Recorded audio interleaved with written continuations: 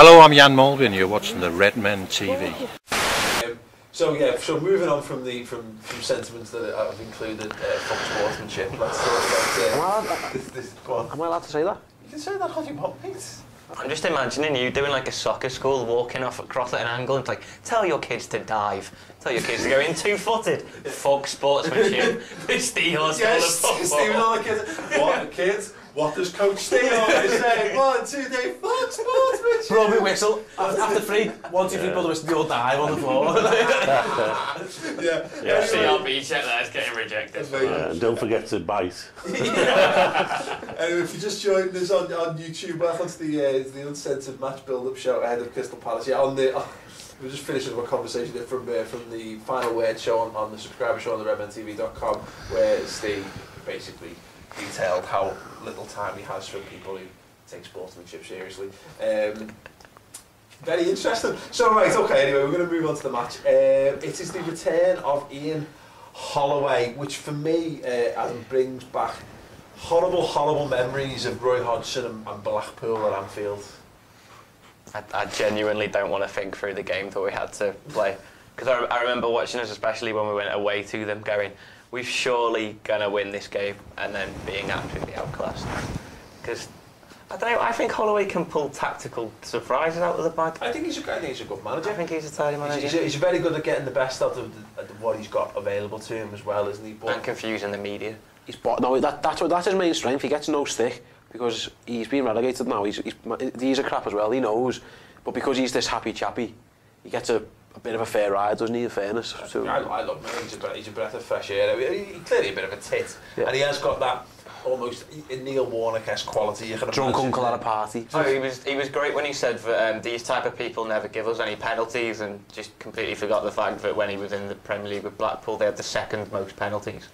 So they do get quite a lot of penalties. But that's almost like an Alex Ferguson approach, isn't it? You know what I mean? It doesn't matter if you've said something contradictory in the past. People have got short memories. But it's going to be very interesting to see if he can get that level of performance out of a Crystal Palace side by comparison to his Blackpool team.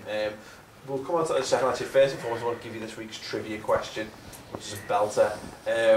Which former Liverpool player played just one season for Crystal Palace in the 2000-2001 season, playing 20 times, scoring twice, and was accused by the then owner Simon Jordan of, and I quote, taking the team out and getting them wasted when we were fighting relegation? Stay tuned till the end of the show, we'll give you the answer to that question. Yeah, so definitely an interesting one. Okay, talking a little bit about this game then, Steve. The question I pose is, you should never expect 3 points in the Premier League, because we've seen teams beat teams that they shouldn't. You've seen Cardiff take points off City, etc., etc. But surely, Crystal Palace at home, if you were going to put a banker on, it's as close as this is a game where we should be expecting to go and beat them. Oh yeah, absolutely. For the reasons you said, they were second in the league. They're second bottom. I think they've won 1 game, lost 5. They only beat Harold, Canio, Sunderland, which I reckon we could get a team together and give them a game. So, yeah, again, like you say, you can't go into. I don't want to go into a game saying we will win, because you never know. But we should definitely win. Shouldn't we? It shouldn't really be a contest. It probably will be. We should be winning our own games. That's the thing. It doesn't matter who you're playing. You should. Our aim should be to win every game at home. This is the first time. I think this is the first side we've come up against in the league this season. It's going to be that might play to our strengths to a certain extent, because Holloway will want to play a bit of football. Although he can be quite pragmatic, I don't think he's the type who's going to come. If you look at the way they played at Southampton, in the first half, they played it very much on the counter and were very, very impressive at times in that. And certainly in the second half, they conceded 2 really quick goals. I'm not really sure where that leaves us. If we play well in the first half and sink deep in the second, Palace probably won't know what the hell to do. 2 teams camped on the 18-yard box, the ball in the centre circle, and going, I'm not sure about this. Am I okay to get that? No, demilitarised zone in the middle third. Yeah, apparently they used Jimmy Kebe a lot to race onto long balls, and he was pretty. He played all right. To be fair, they were okay at the weekend, but like I say, it was 2 very quick goals in a short space of time that done them in. But it was a counter-attacking performance. It wasn't like Holloway's Blackpool, where they got the ball down and played, they were very, very defensive. But again, like you just said, you know, it's Palace at home, and we were at the minute looking to win the league. Still, we still are. We are. But yeah, no, And I then felt like such a tit last week, having said that the week before. You know what I mean? Having come through Swansea and Southampton, and I felt rather sheepish having made such. But have you not had the fun of saying to United fans whenever they say about how Liverpool played badly and win, go, well, when you're in a league winning competition, you've got to win games playing badly, because it pisses them off so much now. We're going to be talking a lot about the mid-table Manx on the Friday football show on the subscribe show at on the redmentv.com. It's free for a month if you want to check it out. But yeah, Adam, what are your thoughts on Crystal Palace so far this season? They're only in the Premier League because they decided to put a run of games together. Really, that's where they got into the playoffs. They are an okay team. They've got Championship with a few better players, but I think when you look at their team, especially at the back, Suarez should eat them. Not literally. Yeah, not literally. I can't have another 10-game ban. Allow us just to clarify that. It'll be 20-game ban this time. No. You look at what Ward, Mariappa and Gabidon, where he's going to probably have the most joy. Gabidon, I feel so sorry for him. So sorry for him. He's going to go home after that game and he's just going to sit in a dark room just rocking back and forth. Think about what he's done with his life. Palace, to me, they look like a team who come up 1 year too early. Yeah. And you can tell by the signings they've made, they haven't gone and really splashed the cash. They bought Gale for a bit. They haven't replaced Zaha, have they? You gave them a little bit of... It looks like they're a team who's thought, right, if we no matter what this year, we'll go down and we'll have the parachute payments and we can build our squad, and that's when we might go at it. Yeah. they just come up because, like Adam said, they put a run last year. Was it the striker whose name I can't remember, who's injured? Is it Murray? I'm not sure his name. Yeah. And he basically went. I think it is. I think he went on a run of goal scoring that got them promotion, basically. Got them into in the playoffs, and then they obviously went and won it. But the things compared to last year as well, last year they had quite a decent tactical structure of where they were playing with. They played 4-3-3, then they could drop back into 4-2-3-1 if they needed to. You look at them this year, they've played 4-5-1, 4-4-2 and 4-2-3-1. And you look at their team, they've got Barry Bannon, who's a right mid, who's a centre mid, but can't do either in reality. He's like a very poor man's James Milner, and trust me, I did not think I would ever be saying that. A poor man's James Milner. They've got Gale. They've got Gale and Kebe who've got a bit of pace about them and are purely there on, we're quicker than you, let's hope we can just get the ball in the back of the net. And then you've got Shamak.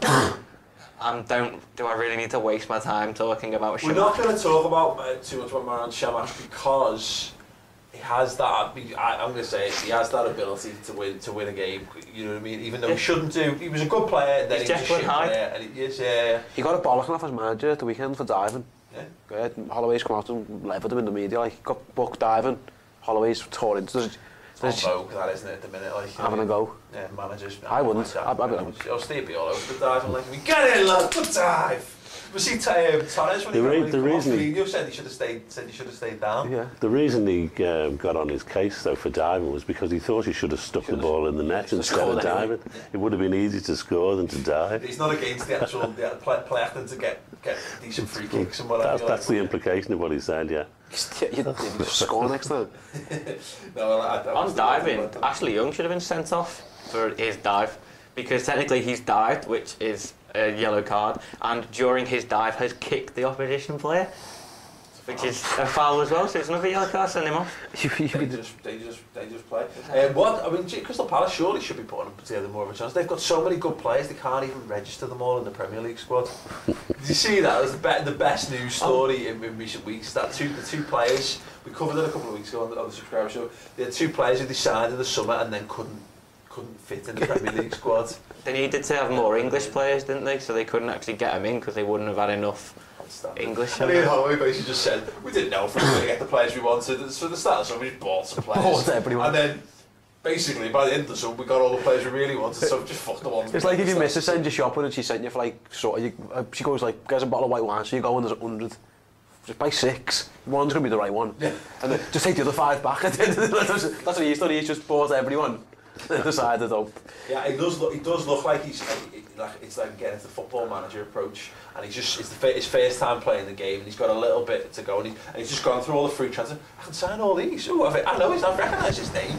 I've seen, he's got 20 in position. I go, great, well, let's just get him in and see what we can do. Like, we'll pad out the reserves if needs be, and then someone's like, no, there's a squad rule. That wasn't here last time I was here. What's going on?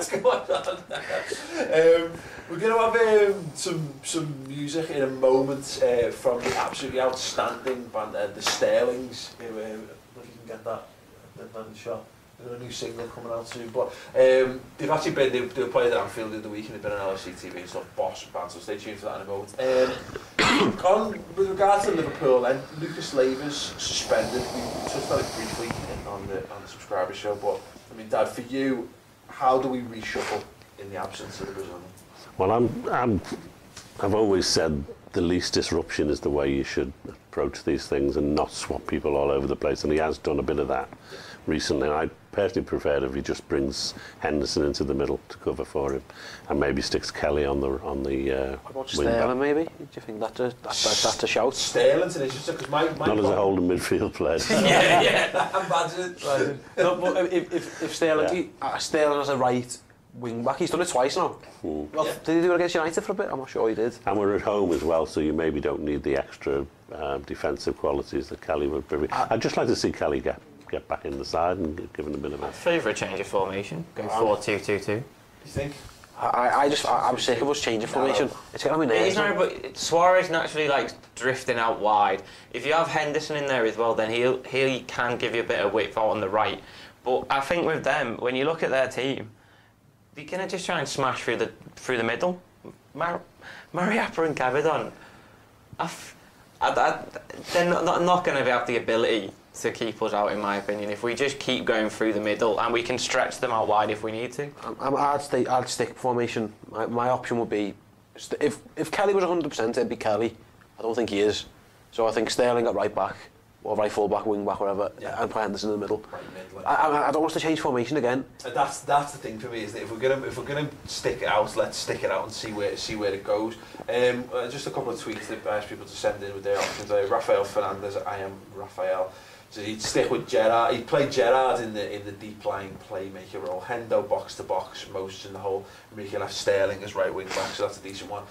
But one novel shot we've had from Anthony, who's at Emmett's time. Don't bother reshuffling, play with 10, it's only Palace. Those famous last words. Those people on the bench are not going to be very happy. Who's played this to the me, but no one. Brad Jones there. Brad Jones, yeah. I've heard a couple of shouts about El Scousers. I'd throw all the players' shirts into a basket. First 11 picked out play.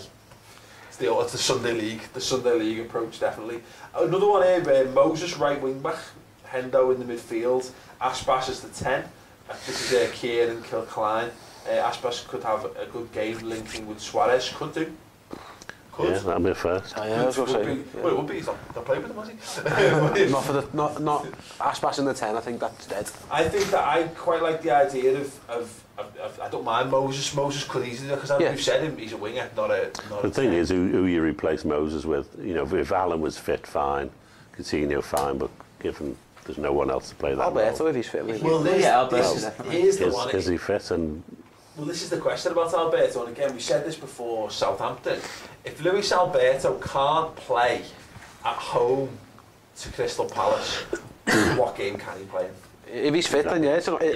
I thought that should have been the option we played at Southampton. I thought he should have played. So it's a good point, isn't it? What have you bought him for? If he's fit and people are injured, then what's he there for? I think he's a little bit like Ilori. He's a bit raw. They want to bed him in a little bit, get him settled, and teach him how they want him to be. Or he's just shit, and he doesn't do what I mean. Like, you know, but I'm joking, of course. But you know, maybe he's seen him now. He's had a few months to see him. I maybe he just thinks. I've only seen a little bit. I've seen bits of him, and he was good for the reserves. Obviously, it's a different level, and I thought he'd done all right when he came on against United, to be honest. But like I say, fine, isn't it? I think this is the game. If we're gonna experiment with the 10, you might as well give out a bit.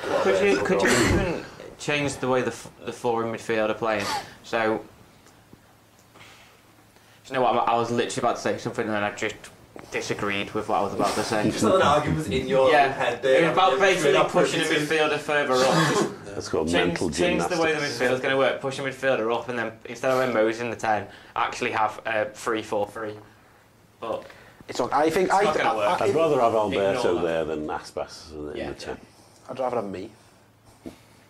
It depends. Does course you anyone would. know what's happened? Does anyone know if Joe Allen's anywhere near fitness?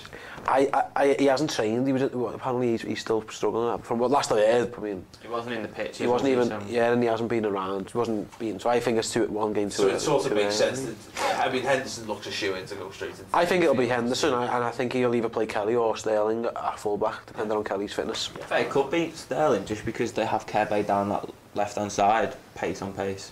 Because Kirby, you give him a bit of a nudge, he can't stay up anyway, so... Oh, have you seen that video of him in his socks? On the, if you Google him, it comes up Jimmy Kebe's socks, and they show you this video of him playing for Reading against West Ham, and they're winning 2-0 Reading.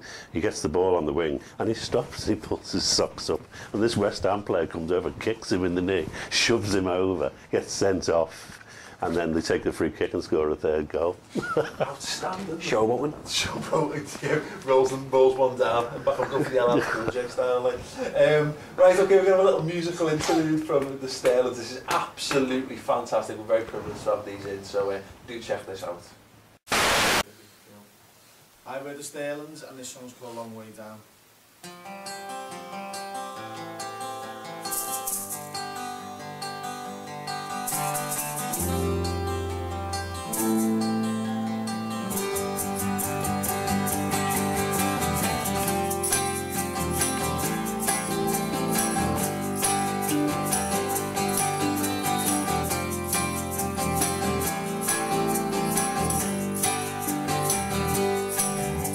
Give me all the things you gave.